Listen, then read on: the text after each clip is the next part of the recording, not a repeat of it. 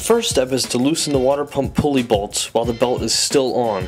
In this episode we are replacing a lower quality set of underdrive pulleys, so your stock ones are going to look a little bit different. Now take a breaker bar or something with leverage to it and insert the 3/8 inch drive into the square hole on the belt tensioner. Rotate the tensioner towards the driver's side and slip the belt off of the alternator pulley.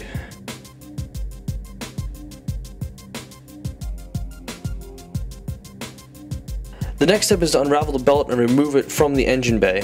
Now's a great time to inspect your belt for damage or cracks. We're going to use an 18mm socket and some muscle to break this crankshaft pulley loose, and then pull it off. You may need to use a pulley puller like the one shown here, which you can probably get at your auto store. In most cases they'll let you even rent one and return it for a full refund.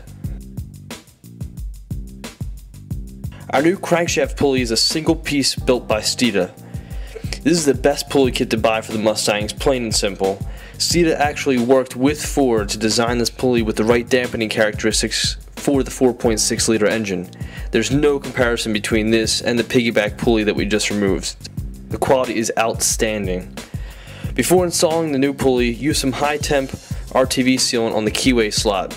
Without this, the engine will leak oil.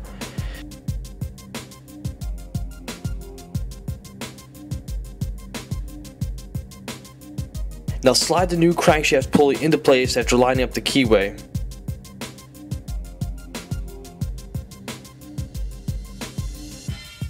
STEEDA's kit includes a starter bolt which is longer than the factory one, and you're going to use this longer bolt along with the original washer to seat the crankshaft pulley.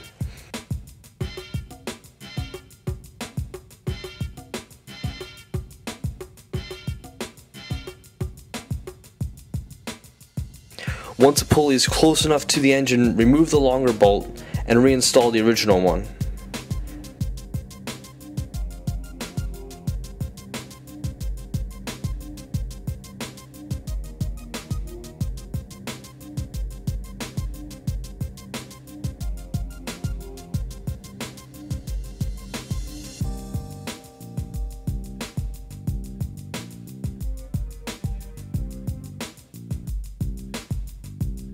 Set your torque wrench to 66 pound-feet and tighten the crankshaft pulley bolt.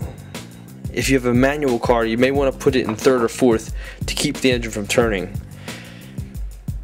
Now back off one full turn. I use some chalk to keep track of where the bolt is.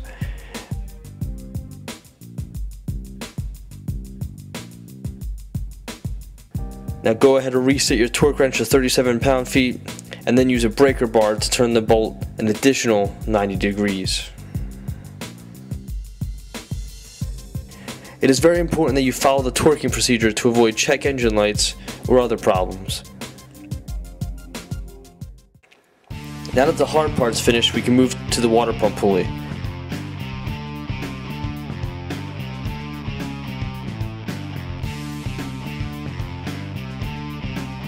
Remove it and reinstall a new one with the smooth side facing outwards.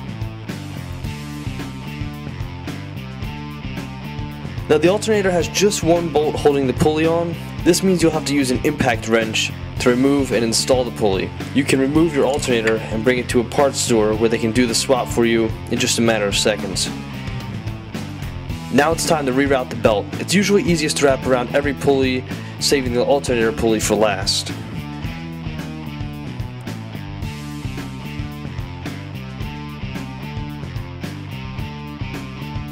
Go ahead and tighten up the water pump pulley bolts and double check the belt. It's a good idea to have someone quick start the engine to make sure the bolt is tracking properly, unlike the one shown here.